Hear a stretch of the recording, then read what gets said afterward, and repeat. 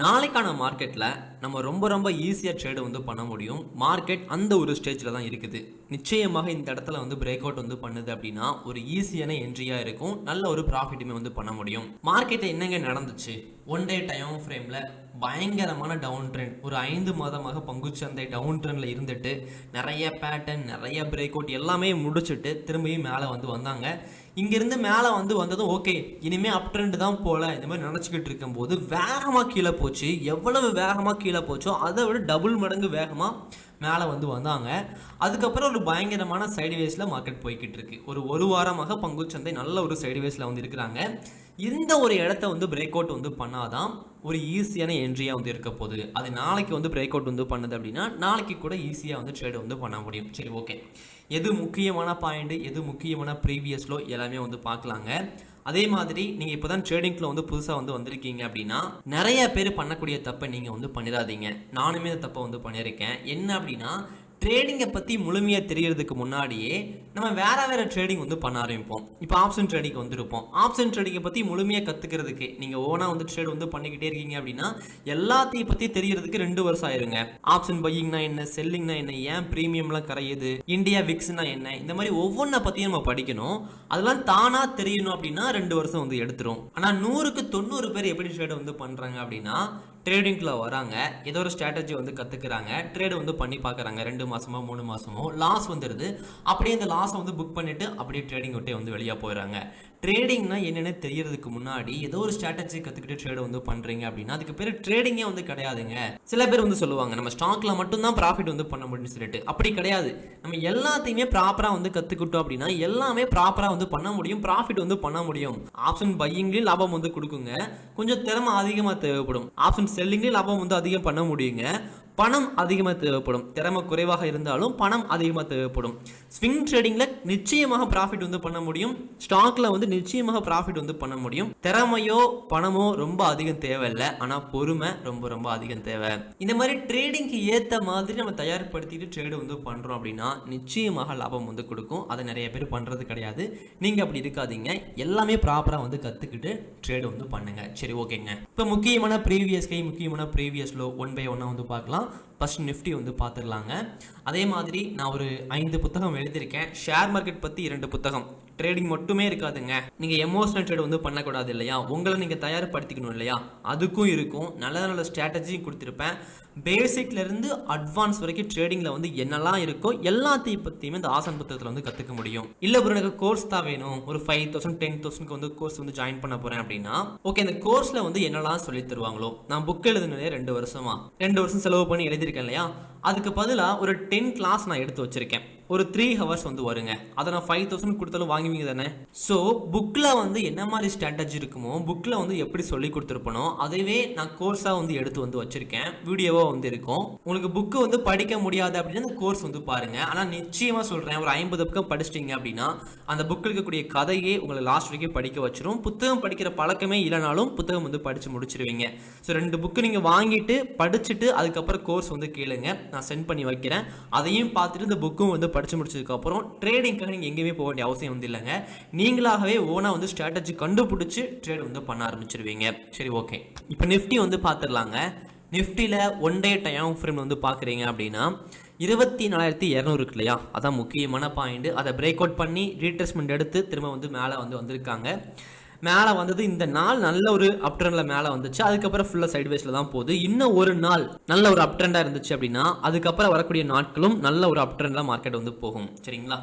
இப்போ 1 day time ஃப்ரேமில் முக்கியமான ப்ரீவியஸ் கை தான். ப்ரீவியஸில் இப்போதைக்கு தேவையில்லை. அடுத்து 1 hour வந்து பார்க்குறோம் அப்படின்னா 1 hourல முக்கியமான ப்ரீவியஸ் கை பார்த்த உடனே சொல்லிடலாங்க. முக்கியமான ப்ரீவியஸ் கை இந்த ஒரு பாயிண்ட் 24,400.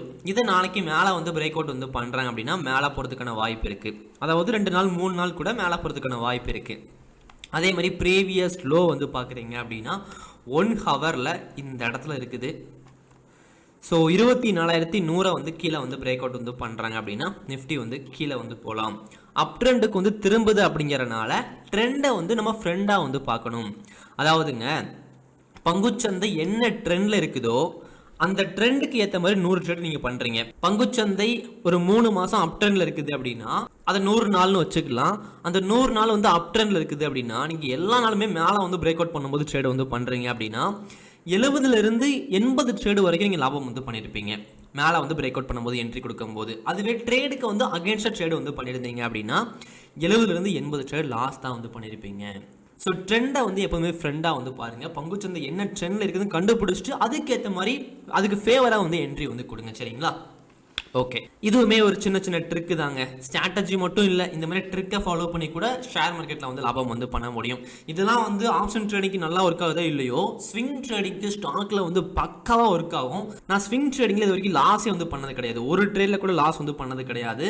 எப்படியாச்சும் லாபம் வந்து பண்ணிடுவேன் ஸ்டாக்ல. ஏன்னா அதுக்கு வந்து எக்ஸ்பைரி வந்து கிடையாது அப்படிங்கிறனால அதில் 100% வின்னிங் ரேட்டில் வந்து நான் ட்ரேட் வந்து பண்ணிக்கிட்டு இருக்கேன். சரி, ஓகே. இப்போ நிஃப்டியில் 5 மினிட் டைம் ஃப்ரேமில் முக்கியமான ப்ரீவியஸ் ஹை வந்து 24,400ங்க. இது முக்கியமான ப்ரீவியஸ் ஹை. அதே மாதிரி முக்கியமான ப்ரீவியஸ் லோ 24,100. ஓகே, அப்படி சென்செக்ஸ் வந்து பார்க்கணும் அப்படின்னா சென்செக்ஸில் 1 டே டைம் ஃப்ரேமில் முக்கியமான ப்ரீவியஸ் ஹை இந்த ஒரு பாயிண்ட் தான். அதை வந்து பிரேக் அவுட் பண்ணுற மாதிரி பிரேக் அவுட் வந்து பண்ணியிருக்காங்க. பார்க்கலாம், இங்கேருந்து ஒரு நாள் மேலே வந்து போனாலும் நல்ல ஒரு அப் ட்ரெண்ட் போகிறதுக்கான வாய்ப்பு அதிகமாக இருக்குது. ப்ரீவியஸ்லோ இங்கே இருக்குது, நான் இப்போதைக்கு தேவையில்லை. அது கீழே வந்து வரும்போது டவுன் ட்ரெண்டுக்கு திரும்பும்போது பார்த்துக்கலாம் இந்த ஒரு ப்ரீவியஸ் லோவை. ஓகே, 1 ஹவரில் வந்து நீங்கள் பார்க்குறீங்க அப்படின்னா முக்கியமான ப்ரீவியஸ் ஹை இந்த ஒரு பாயிண்ட்டு 80,450ங்க. இதை மேலே வந்து பிரேக் அவுட் வந்து பண்ணுறாங்க அப்படின்னா சென்செக்ஸ் மேலே வந்து போகலாம். அதுவே கீழே வந்து பிரேக் அவுட் வந்து பண்ணுறாங்க அப்படின்னா முக்கியமான ப்ரீவியஸ் லோ இங்கே இருக்குது, இந்த 79,340ங்க. இதை வந்து கீழே வந்து பிரேக் அவுட் வந்து பண்ணுறாங்க அப்படின்னா கீழே வந்து வரலாம். 5 மினிட் டைம் ஃப்ரேம் வந்து பார்க்குறீங்க அப்படின்னா 5 மினிட்டில் முக்கியமான பாயிண்ட் வந்து 80,500 இருக்கு இல்லையா, இதுதான் 5 மினிட்ல வந்து கொஞ்சம் மாறுதுங்க. 80,500 வந்து மேலே வந்து பிரேக் அவுட் வந்து பண்ணுறாங்க அப்படின்னா சென்செக்ஸ் 5 மினிட்ல வந்து மேலே வந்து போகலாம்.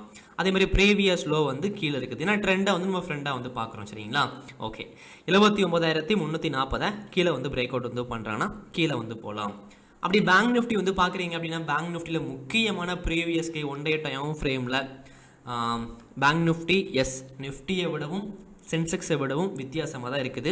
புதிய உச்சத்தில் வந்து பேங்க் நிஃப்டி வந்து இருக்குது. ஓகே, 1 டே டைம் ஃப்ரேமில் முக்கியமான ப்ரீவியஸ் கை 55,910. ப்ரீவியஸில் இப்போதைக்கு வரையவே முடியாது. 1 ஹவரில் வரைய முடியும், ஆனால் 1 டேயில் வந்து வரைய முடியாது. அப்படியே நம்ம வரைஞ்சாலும் தேவையில்லாமல் இந்த இடத்துல வந்து வரைகிற மாதிரி இருக்கும். ஓகே, 1 ஹவர் நீங்கள் பார்க்குறீங்க அப்படின்னா முக்கியமான ப்ரீவியஸ் கை 55,910ங்க. இதை மேலே வந்து பிரேக் அவுட் வந்து பண்ணலாம். பேங்க் நிஃப்டி மேலே வந்து போகலாம். அதுவே கீழே வந்து பிரேக் அவுட் வந்து பண்ணுறாங்க அப்படின்னா 1 ஹவரில் ப்ரீவியஸ் இங்கே இருக்குது 54,210. இதை வந்து கீழே வந்து பிரேக் அவுட் வந்து பண்ணுறாங்க அப்படின்னா பேங்க் நிஃப்டி கீழே வந்து போகலாம். 5 மினிட்ல வந்து பார்க்குறீங்க அப்படின்னா 5 மினிட்ல முக்கியமான பாயிண்ட்டு 55,910 மேலே வந்து பிரேக் அவுட் வந்து பண்ணுறாங்க, மேலே வந்து போகலாம். அதுவே கீழே வந்து பிரேக் அவுட் வந்து பண்ணுறாங்க அப்படின்னா 54,210ங்க. இதை கீழே வந்து பிரேக் அவுட் வந்து பண்ணும்போது பேங்க் நிஃப்டி கீழே வந்து வரலாம்.